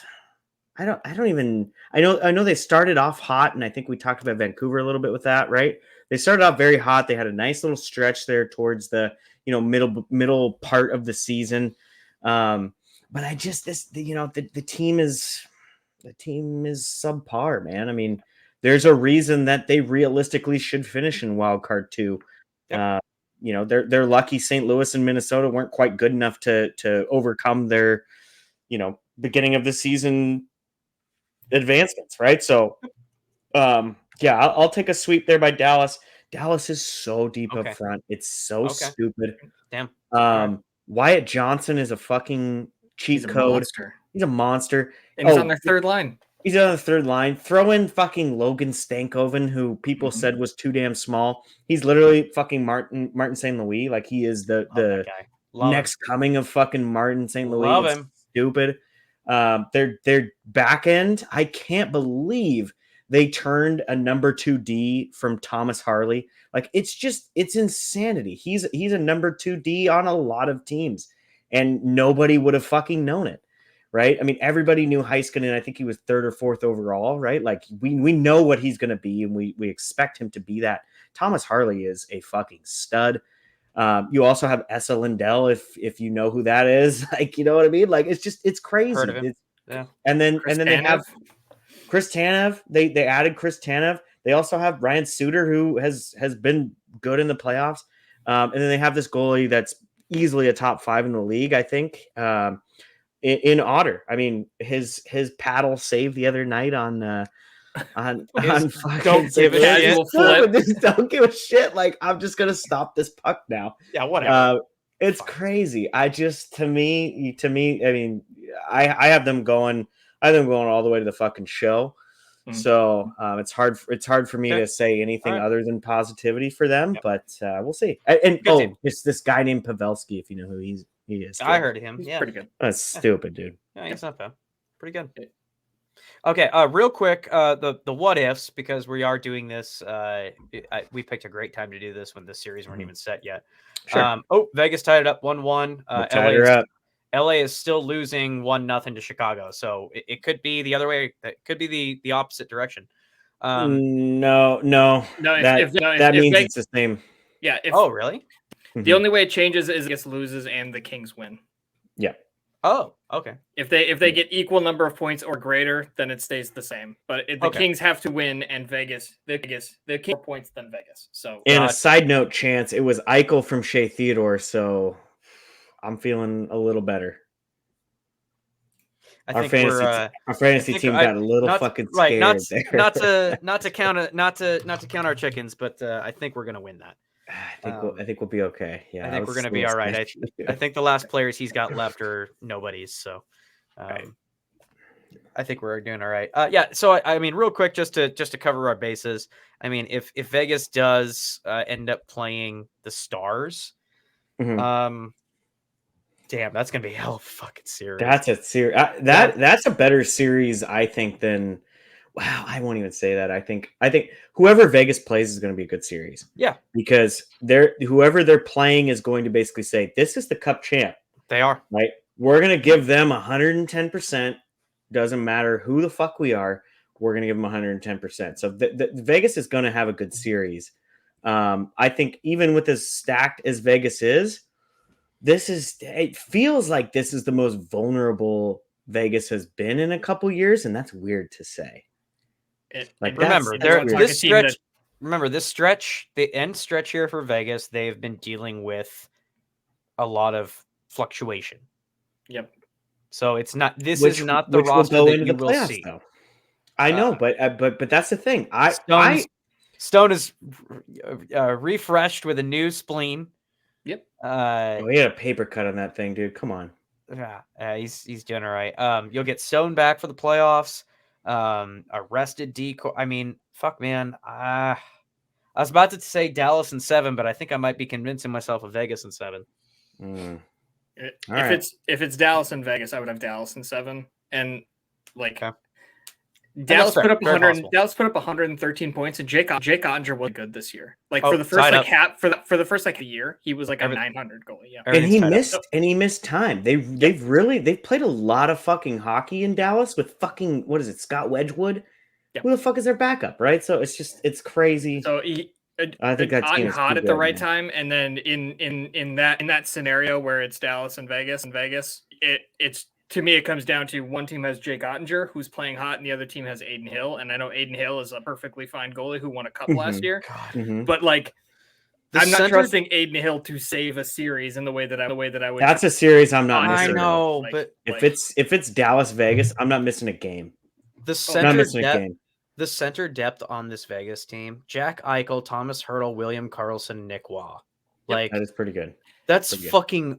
Might be the best center depth in the league. Okay, go to Dallas though, because I think it matches up pretty well. Does it? Okay, let me look. Yeah, so I mean, but to the point, like Chanson made earlier about looking next year, Vegas this year, like they gave that contract to Hannafin, and we didn't touch on that, but like, so it's probably gone. Martinez is definitely gone. Stevenson might be gone. Like, I know that like they're like doing shell games, and they have no draft picks. They have like 3 draft picks. They have their first round pick, and then they don't pick again. Stevenson hurt? What is he doing? Oh, he is hurt. Okay, so he's hurt. This team next year, if they don't get it done, if they don't go back, like I don't think they're not going to be as strong. I mean, who knows what they'll do in the offseason or whatever, but like at some point the cap is going to catch up with them. Sure. Yeah. Sure, but not. I mean, not this year. But like, I'm not going to pull up Daily Faceoff because it's not a good accurate representation of what the roster will be because they've got so many injuries. It's the end of the year, but guys that are currently on their IR are Mark Stone, William Carrier, Alex Bertangelo, Chandler Stevenson, Anthony Mantha, and Noah Hannafin. Like, insert those guys into a lineup where you're like, so Brett Howden will probably fall down the roster. Stone takes that spot. It's just, man, this is a team that is stacked and has done it. Not saying that Dallas can't. I'm not trying to. It's Dallas has also been there though, right? Like close. This is still a team that made the conference finals last year, has been in a Stanley Cup playoffs with arguably a better team this year, right? Like, that you inject some of these young kids in Stankoven and Wyatt Johnson. It's just, in another year on Harley, because I think Harley was there, but I think he was playing third pairing minutes. It's right. Like, this is good. This can be, it's going to 7. Good battle. This is going to 7. And I think in a coin flip, I would take, I'll just be experience. I'll take Vegas in 7 on that series. Fine. I think with a fully healthy Vegas team. I think that they're up to the task and they've got the experience and it puts them over a little bit. You're right. I will give goal to, I mean, you guys know me. I love Jake Ottinger. I think he's one of the best goalies in the league. But Aiden Hill is acceptable. And I think that but Colorado has shown that you can, if you've got a good team in front of them, especially a defense. I mean, Vegas is not the best defense in the league, but I would say is in the top 5 in terms of just like, when Zach Whitecloud, who is a very good, well-rounded defenseman, is rounding out your bottom 6, you got a good decor. So I don't know. I think that I would probably have to go with Vegas and 7 on that one. The other thing with Vegas, like they have that team hasn't played. Like they practice together, but Stone comes in and like you mentioned, like how do those things work? Like does it take them a game or two to like putting lines in a blender to find the combinations, right? Like there's not a guarantee, like it's not Shell, right? Like you can't just put all the best players together and then they all instantly have chemistry. Like that, if that a game or two, like that could be the difference in the series, right? So it's there's not any guarantees that like, Mark Stone's going to be what you would think. Like he hasn't played competitive hockey in a couple months, right? So like, we talked about it at the thing, but like it's is not a no risk gamble, and whereas Les and Colorado and these other teams, like these lines have been rolling for months now. Yep. So they all have chemistry at this point. Like all those forward groups in Dallas, they've all played together, all know where each other are going to be, and Vegas just doesn't have that. Like they have enough talent to overcome it, but like it's not a given that that's going to happen.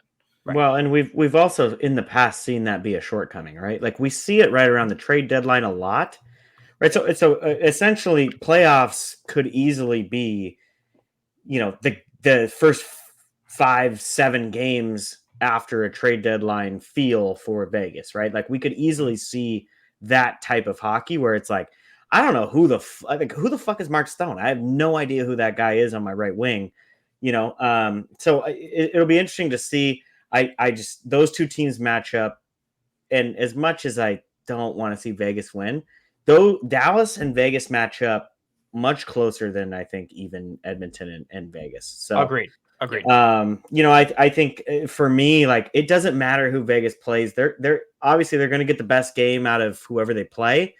But I think they, even though I took Edmonton, I think Vegas probably has a better chance of beating Edmonton because of how fucking sick. You gotta listen to me and Bobby. I convinced. I don't want to listen to you or Bobby. Okay, you can't package yourself in with Bobby just so I fucking listen to you. That's bullshit, dude. No, you gotta join. We're on this side of the winning side, and you're on this side of the Edmonton. Zach Hyman's the next coming of Jesus group. Yeah, well, Aaron and I have been picking the same, like essentially the same fucking wins. So apparently, like we know what's right. You know what I mean? That's right. That's right. Well, I mean, you are talking to somebody who's gonna get the first overall pick in our fantasy league. So. Yeah, you got so lucky, dude. I did. So halfway through the week, or the start of this week. So all of last week, I didn't set my lineup. This week, I was like, I can't have Chance fucking win. And then my team was just like, you actually had a decent lead on me. I don't know what happened. I know. I started fucking setting my lineup. My team was like, you understand if you actually try to play, we're going to suck, right? It's hilarious, dude. Oh shit! I can't perform. When you want. I can't perform when you want. That's right. That sounds like me. And yeah. Many others. Real quick, just to cover our bases, as we're recording this, what's the score here? 1-1 in both games. So and nothing clearer. Just as a fallback, if LA does play Edmonton in a rematch of that series, I will say Edmonton in 5. Okay. Because PLD is overrated and the defense is mid and Cam Talbot is Cam Talbot. LA gets swept either way. I don't think they're that good. Oh, we keep bringing is that your sweep? Are you picking that as your sweep? If that happens. Yeah, that's my sweep. I mean, LA is going to lose to Dallas. They're going to lose to Edmonton. They're just I always want to leave myself that when we do these episodes, I always want to like leave myself that margin of error of like, say it's a gentleman's sweep, give them a game. But like statistically, there's always one sweep every year. Like like whether it's in the first or second or third round, there's always a sweep. And like, I'm like, okay, I've got to at least pick one because statistically it always happens somehow, some way, somewhere. So I got to throw one out there. Yeah, LA to me seems like, and they have some good young players, right? Like I'm not hating on LA. They don't really have a Tendy in the pipeline, which is sketchy. They just to me this is Calgary of like the mid 2010s. That's a really good right? point. Yep. Right, where like we feel like they're kind of on the up and up, but like they could easily peter out, right? Like Quentin Byfield is a very good player. They have the Brant Clarks on the back end, but who the fuck is going to save goals for them?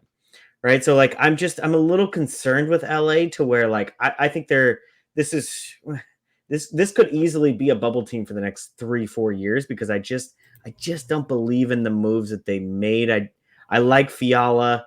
I like Arvidsson. I like some of these guys, but this team, I'm such a net out guy and nothing excites me from LA. So agreed. They're not. Yeah, they're not the capital. I mean, nobody is the capitals of any no one series. ever. Literally never. Got to be the worst. This got to be the worst goal differential team in the. Got to be. I believe that. Yeah, I was going to say I was quoting that based like I didn't have the source with me, but I do believe I did see something that they are the worst goal differential team to make the playoffs. It is unreal. It truly is unreal. Charlie Lindgren literally dragged this team kicking and screaming into the playoffs. I will, in defense of Charlie Lindgren, he's got some sick sideburns and a mustache. He's great. Picture that I'd not seen his face, and I saw he looks like he's coming out of the bullpen from like a 1990s, just throwing spitballs. Between him and Sonny Milano, I mean, like they got some fucking great looking dudes. Dude, Lindgren looks like Craig from Miracle, the fuck 1980s Jim Craig. team. Yeah. Yes, dude. Does he look like he looks identical, dude? Yeah. It's crazy. Yeah, he just tells Ovi he didn't take the test. Yeah, right. Dude, man, that team, and I'll still tune in because I'm interested to kind of see what they do. Yeah. That team is crazy that they're in, dude. And because it wasn't gonna be the Flyers. They were shit. They were shit down the stretch. They've been essentially garbage since the trade deadline. I personally, like, I would have loved to see, and I know Chance and I go back and forth on this a little bit. I would have loved to see Lucas Raymond in the playoffs. I think that kid is going to be good. Yeah. He's essentially, to me, like, he is Trevor Zegras to me, just without the fucking media hatred, right? Fan hatred. Like, they're very skilled players. I like them a lot. And I think Moritz Seider needs some playoff time. I think Moritz Seider is a very good defenseman. Yeah, if Seider could just stop. Seider is literally that meme of like, stop giving me your toughest battles. Like, yeah, I think it was Jay Fresh or somebody like did a cross comparison of like, what players in the league play the toughest minutes or something. And Seider's in like the top 10. Like, he's always on the ice for like always the high danger chances, always against the other team's first line. Always out there for special teams like penalty kill and power play. Like, he's always on the ice against the other team's best players. Yeah, I'll give you a very positive comparison for Moritz Seider. Okay. It's Victor Hedman for me. Oh, I like that. So Victor Hedman definitely had a couple years at the start where like he had a couple like, this kid's gonna be good, right? Like, we know this guy's gonna be a fucking stud. Yep. When is it gonna happen? And it just took him a little bit longer. And Moritz Seider had a very good first year, but I think at some point teams get the video on you, right? Like they know what you're gonna do. They know what kind of player you're gonna be. You're gonna pinch here. You're not gonna pinch there. He's also been anchored to terrible players. Well, and that's not wrong. I'm honestly, I love Moritz Seider. I think I'm more excited about Simon Edvinsson. The kid's so good. The wet dream of them playing on the same line is. I don't want them to be on the same line. I want to split them up, dude. But I agree. It's a Suter. It's kind of a Suter who was it? Suter Weber. Yeah. Right? It's kind of Suter Weber, where it's Yeah. like we probably just need to play these guys together because they're so fucking good. Agreed. Way that's off how it should topic, be. but yeah. No, but but I mean, it'd be rough not to mention them because, like, Pittsburgh had an outside shot. Philly really had an outside shot. Like, Detroit was the one that was kind of in it, and technically, for all intents and purposes, they did what they needed to do to get in. It's just you could even, we didn't even get in this with Bobby, but like even going into the tiebreaker system, like most regulation wins, Detroit had more wins. Like it's just like, yeah, they now we're gonna start. less, right. Oh, now we're not gonna start caring about what the OT law. Okay, all right. And I differ there. Like regulation wins to me do mean more. Right? I agree. Like, you allowed the John Tortorella teams of the world to get you to overtime, right? So I do agree that regulation wins are more important. It's hypocritical. Like the initial stats, like, oh, we do care about when we get to overtime, but then the tiebreaker is not like goals for or anything like. Yeah, exactly. Like, once it's a tiebreaker, then we care more about regulation wins. So I don't, and I think that sucks. The Islanders had as many wins as the Buffalo Sabres, right? Like that's crazy. Like we should be more angry about that, honestly. Yeah, like the Islanders have wins. They have as many wins as the Buffalo Sabres, right? Yeah. Like and finished 10 points ahead of them in the standings. Yeah, I think from the 3-2-1 system, if I remember correctly, from whoever dug into the fucking stats, it was basically Islanders, Penguins, and Detroit down to game 82. We still would have had to go down to game 82, which I think is fucking sick. Yeah. But I think at that point, right, like the 3-2-1 system would have put, arguably those were the three better teams of the five that were battling, right? Or, and throw Buffalo in there, 3 of the 6. Right. So I think the 3-2-1 system just fucking works, man. I don't understand why we're here. I think you guys have warmed me up to it. At first I didn't like that because I'm a boring old guy where I'm just like, you are. It's I was at first I was either like, let's go back to ties, or fuck it. Like, let's go full on torts and they just play until one team dies. Mm-hmm. Like that's murder. That's kind of where I came from on that, but I think you guys you've convinced me enough to where I think I'm starting to like it. So I found someone did the math as the season concluded. So in a 3-2-1 point system, this would have been the standings. So the Atlantic, it would have been Panthers, Bruins, Maple Leafs, Lightning was in the Metro. It would have been, and then the Red Wings would have had in a 3-2-1 system had 118 points. They finished with 91.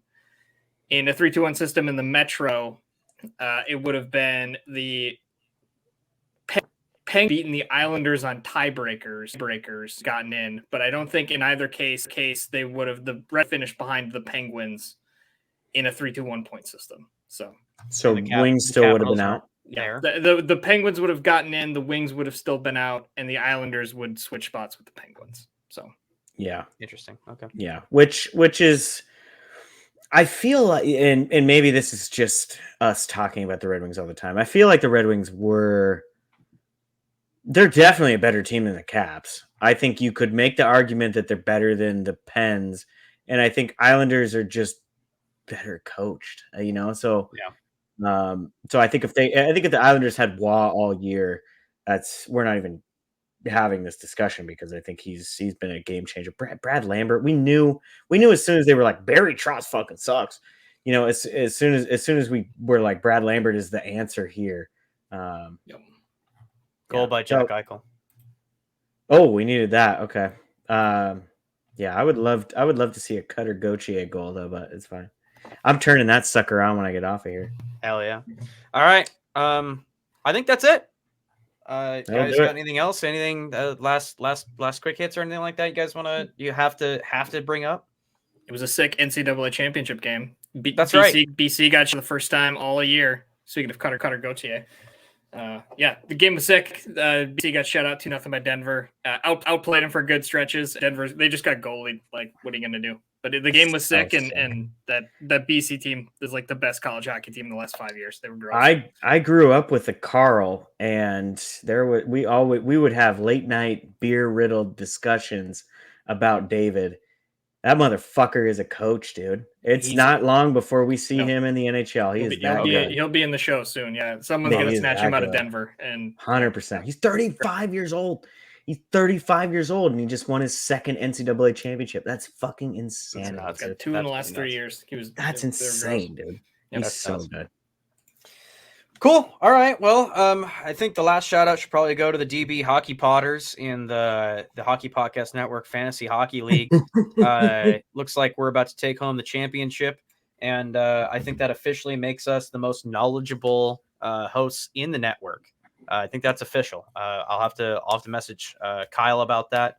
But I think our plaque and marching band will be showing up here semi soon. You should send me a screenshot of that text. Like, hey, so since we won fantasy, like we're the best, right? Right. Like I think I will. Well, they were just talking shit. He was throwing shit because Neil, our buddy Neil over at the Devil's Mind, made the bracket challenge that we all need to jump in on. For the league, so that's exciting. But he was saying that we're all losers and we're gonna go down. So I think we should probably remind everybody that they're losers and we know more about hockey than them. So we'll get Neil on the pod too. Neil's beauty. That's right. Neil, we'll all have to drink like 2 fucking energy drinks to get Neil on the podcast though, because that motherfucker talks at an absolutely alarming rate. We'll catch up with him. We can do it. We've been known to talk a little bit. All right. No, I'm good, man. Shout out to Bobby. Man. Bobby again. Yeah. Bobby number 2. Man. Happy to have him on the show. Excited to be having him on a little bit more now. It seems like it's knock on wood here, but it seems like if it works out with his schedule, he's going to be a regular not a regular co-host, but like a regular guest host coming on the show, popping in every once in a while. So that's exciting to hear. Happy to have Bobby on, and just really excited for the playoffs, man. This is gonna be a good year. Got some good matchups. Gonna do some live streams, boys, or what? Ooh, yeah. If you guys have made it this far in the show, we'll be announcing our giveaway tomorrow. Nobody's made it this far. We'll be announcing our giveaway tomorrow, and we'll have some live streams coming up here that we'll throw up on Twitter and Facebook to let you guys know what's going on. Play us out, dude. Play some fucking tunes out. There you go. Might have heard that before. It's Blue Texas Trucker. Blue Texas Trucker. Don't say it live. Don't say it out loud. Oh, that's right. Copyrights, bro. No, what are you talking about? We bought it. All right. Aaron. Aaron, shut up. Yeah, shut up, Aaron. Yeah, I gotta go watch the Ducks. Bye. Okay, bye.